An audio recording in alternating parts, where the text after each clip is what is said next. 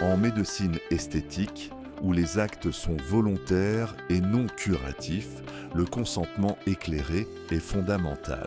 Selon la loi 41/2002, tout acte médical invasif doit faire l'objet d'un consentement exprès, signé et enregistré. Ce processus protège le patient en lui fournissant une information adéquate sur les risques, les bénéfices et les alternatives et offre également une protection juridique aux professionnels face à d'éventuelles réclamations.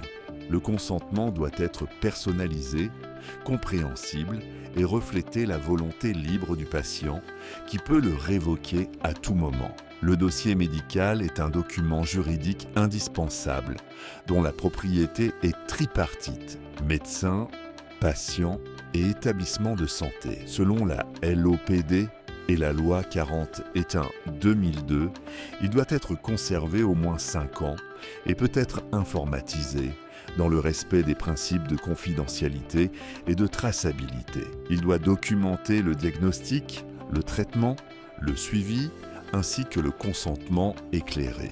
En cas de litige, une rédaction et une conservation adéquates en font un élément clé de la défense juridique du professionnel.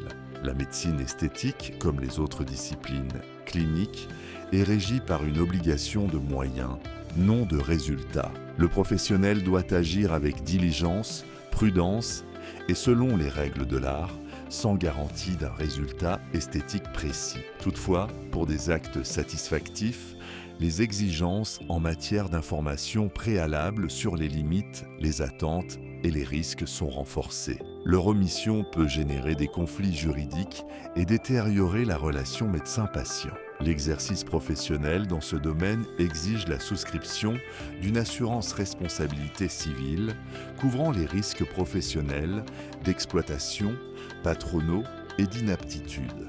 Les limites temporelles et les clauses contractuelles doivent s'interpréter selon le principe in dubio pro assegurado et leur absence ou négligence peut engendrer de graves conséquences juridiques. Par ailleurs, exercer la médecine esthétique sans les diplômes académiques requis constitue un délit d'intrusion, conformément à l'article 403 du Code pénal. La formation accréditée et le respect de la réglementation sont donc des piliers essentiels d'une pratique sûre et éthique.